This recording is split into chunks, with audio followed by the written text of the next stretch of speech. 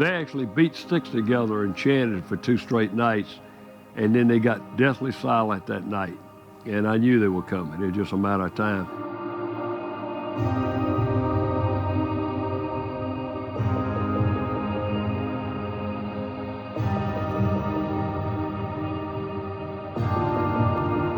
A lot of grenades came in, but one came right next to me, and Johnson jumped on it and covered it and saved my life.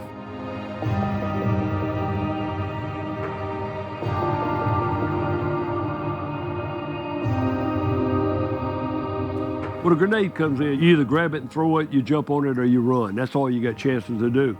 And sometimes all you can do is jump on it and try to save somebody else, and I think that's what he did. Ralph was born in the city of Charleston. As a little boy, we would go to the Lincoln Theater, and we came out of the Lincoln, and Ralph saw 3 Marines, and he pulled my hand. He says, "You know what?" He said, "One day I'm gonna wear that uniform."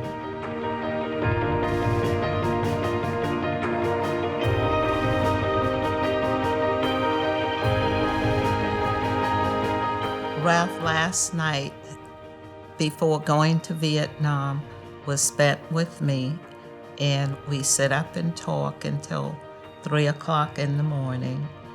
And the next morning, we both overslept, and it bothers me because I think maybe if he had not wake up and missed that flight, maybe he would have still been here, but it was his will and it was God's will. We probably wouldn't have got off that hill if it wasn't for Ralph. So, but he was a person you can depend on. And he was one of the first friends I met. And he was the first friend I lost. I miss him an awful lot. He's in my heart always, as an example. To whenever I feel like giving up, Ralph would have gave up.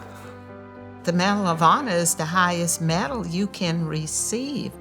And to me, Ralph had deserved that because he was such a giving person. When you give your life in the way that he did, I mean, what more could you ask?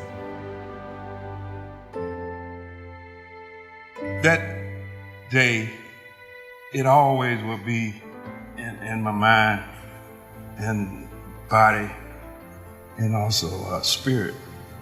And every day I look into the mirror, I have a scar right here. I have metal in my leg. But every time I look in the mirror, I think about Ralph Johnson giving his life so that I may live another day. And I thank Ralph.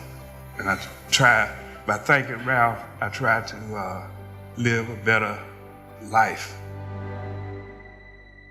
I think that in the wake of anything that is honorable and noble and sacrificial, we're all left to look at our own lives and say, how might I then live? And I know that from this day forward, part of my answer to that question will be more like Ralph Johnson. He was from us, but above us. That the rest of us, 50 years later, celebrate the USS Ralph Johnson, but more importantly, we should celebrate a vision that we all must embrace in this great nation. That we are better together. That Ralph Johnson was willing to sacrifice his life for a cause greater than himself.